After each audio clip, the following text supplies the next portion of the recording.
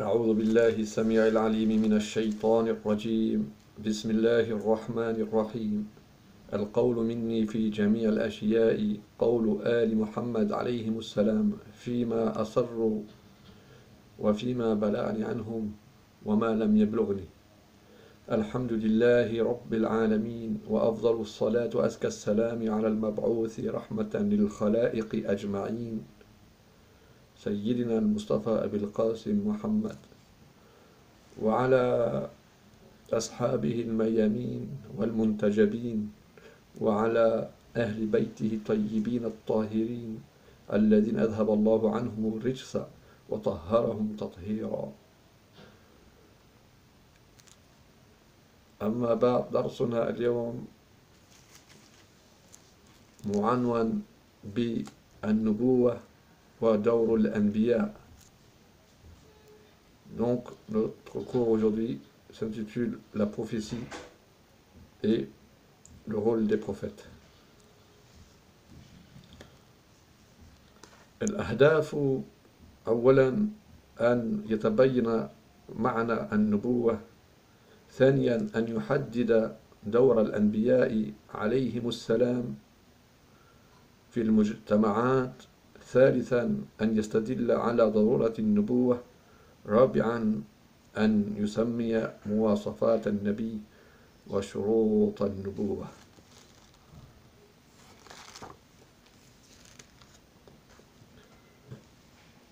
أسئلة تمهيدية. أولا، ما هي النبوة وكيف نفسرها؟ ثانيا، هل من الضروري أن يرسل الله عز وجل أنبياء عليهم السلام؟ ثالثا، ما هو دور الأنبياء؟ معنى النبوة، نستعمل اليوم كلمة أنباء ونريد بذلك الأخبار، فنشرة الأنباء هي نشرة الأخبار التي يطلع من خلالها الإنسان على الأحداث المحيطة به، فالنبأ هو الخبر.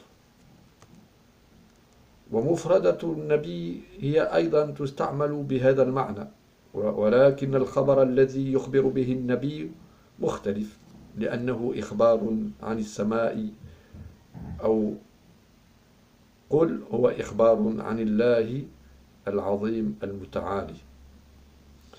وذلك أن الإنسان لما كان بحاجة إلى أن يظهر له الطريق ليسلكها إلى ربه، وكان عاجزا عن معرفة الطريق بنفسه، وكان عاجزا عن الاتصال بالله عز وجل، كان لا بد له من واسطة تؤمن له هذا الاتصال، وهذه الواسطة هي النبي. ووظيفة النبي هي أن يخبر الناس بما يريده الله عز وجل منهم من أوامر ونواهي، ويحثهم على معرفة الله. Donc, la prophétie et le rôle des prophètes. Les buts. Premièrement, connaître le sens de la prophétie. Deuxièmement, déterminer le rôle des prophètes dans les sociétés. Troisièmement, prouver la nécessité de la prophétie.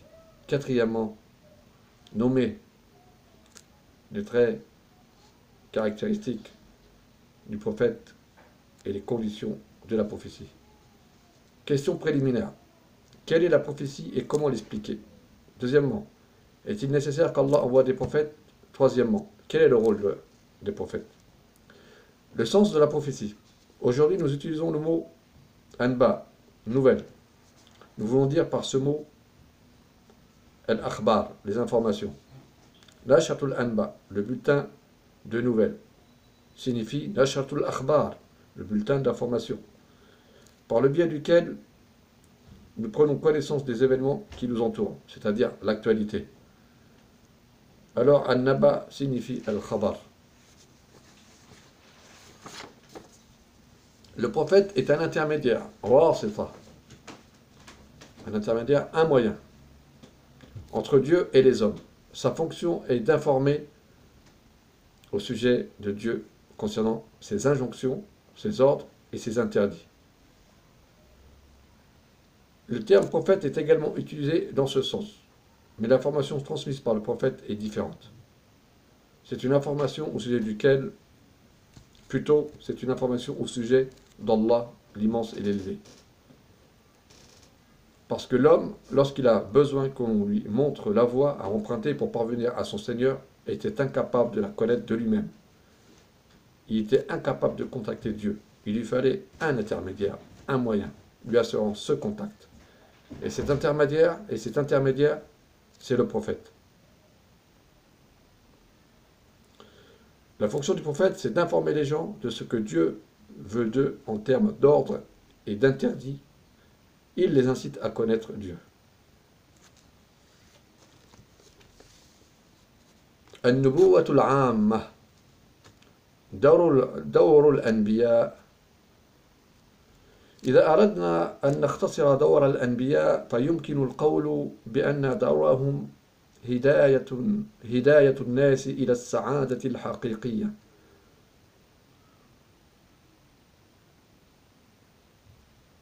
والكمال الإنساني، وهذه السعادة ترتبط بالدنيا والآخرة، ولذا كان إرشاد الناس إلى ما فيه كمالهم الروحي والمعنوي هدفا من الأهداف، وكذلك إرشادهم إلى القوانين المنظمة لحياتهم الدنيوية.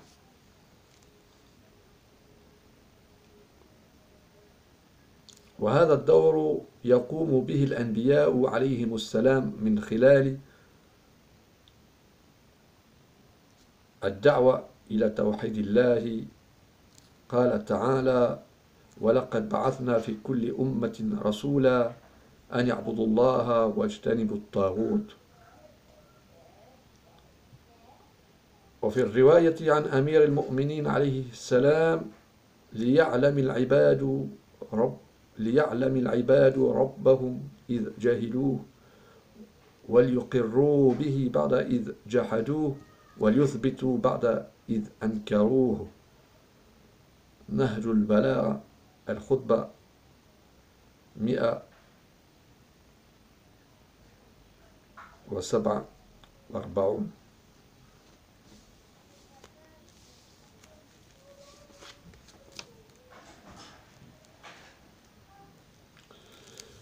ثانيا، تعليم الناس المعارف الإلهية وتزكية النفوس وتربيتها. ثانيا، تعليم الناس المعارف الإلهية وتزكية النفوس وتربيتها. قال تعالى: هو الذي بعث في الأميين رسولا منهم يتلو عليهم آياته ويزكيهم ويعلمهم الكتاب والحكمة.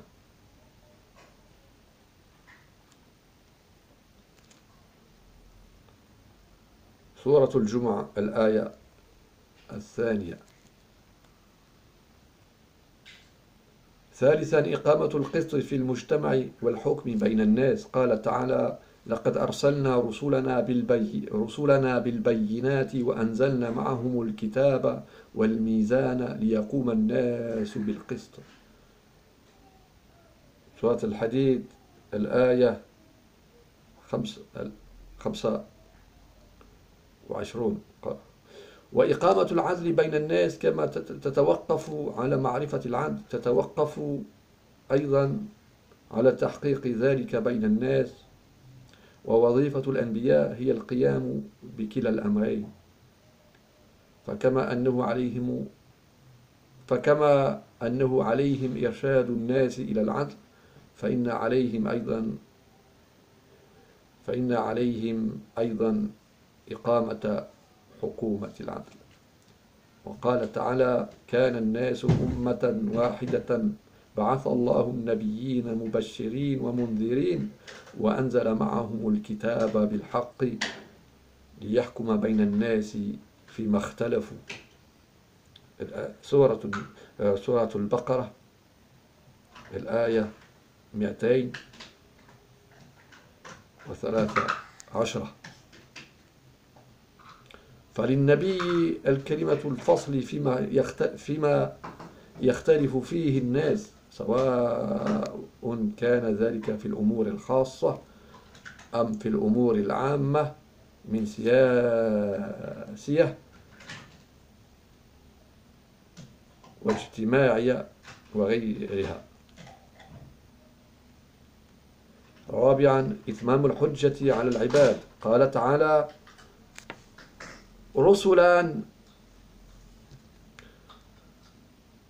تعالى رسلا مبشرين ومنذرين لئلا يكون للناس على الله حجة بعد الرسل وكان الله عزيزا حكيما.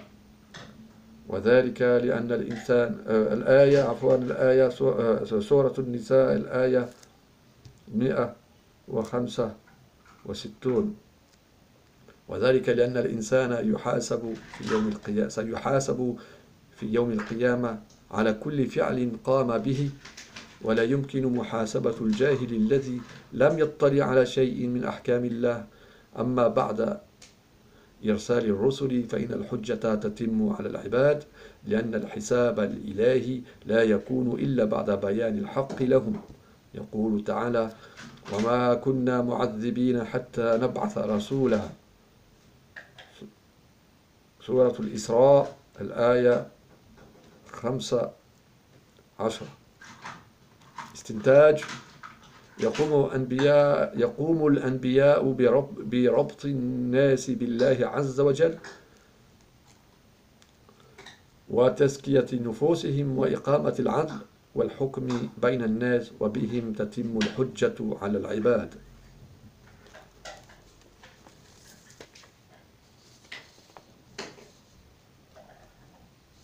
La prophétie générale. Si nous voulons résumer le rôle des prophètes, il est possible de dire que leur rôle est de guider les gens vers le véritable bonheur et la perfection humaine. Ce bonheur est lié à la vie présente et à la vie future. C'est pour cela que mener les gens vers leur perfection spirituelle et morale est un but parmi d'autres, ainsi que de les diriger vers les lois organisant leur vie terrestre. Ce rôle est accompli par les prophètes, paix et salut sur eux. Dans le récit de l'imam Ali, paix et salut sur lui, il dit que les serviteurs connaissent leur Seigneur,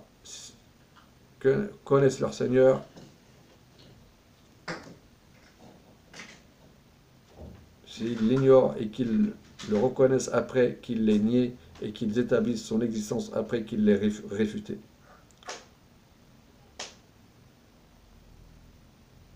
Le rôle des prophètes est de mener les gens vers leur bonheur ici-bas et dans l'au-delà.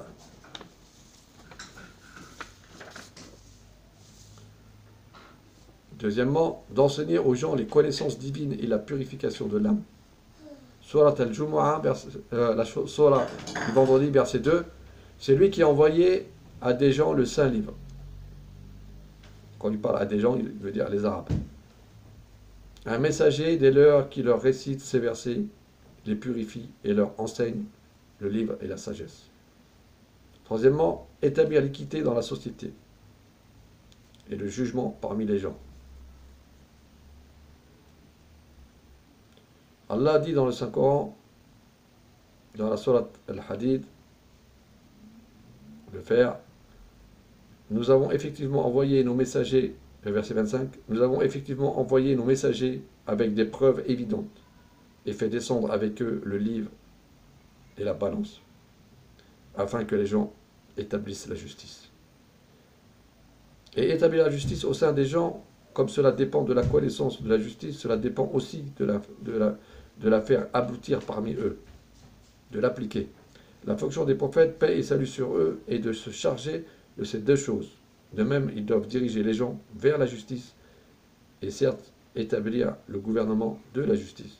Allah dit dans la Surah La Vache, Al-Baqarah, verset 212, les gens formaient à l'origine une seule communauté croyante.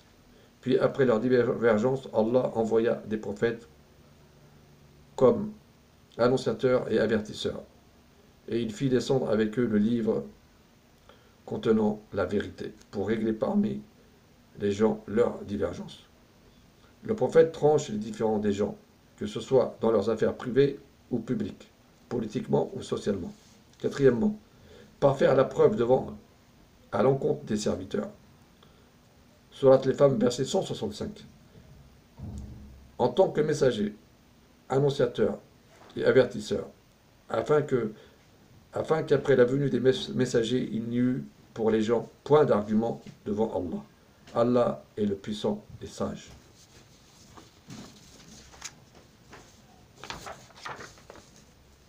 Et cela parce qu'on demandera à l'homme des comptes le jour de la résurrection, pour chaque acte accompli. Il ne sera pas possible de demander des comptes à l'ignorant qui n'avait aucune connaissance des prescriptions de Dieu.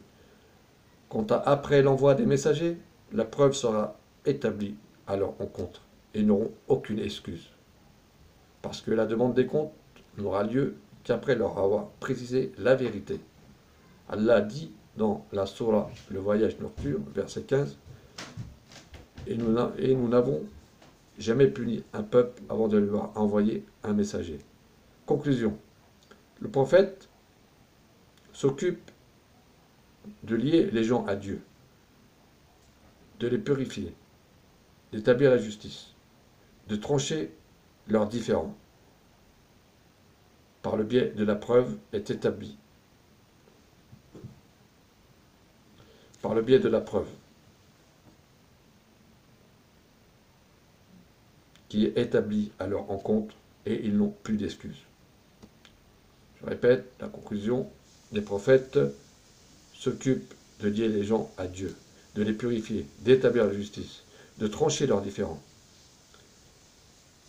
par le biais de la preuve qui est établie à leur encontre, et ils n'ont plus d'excuses.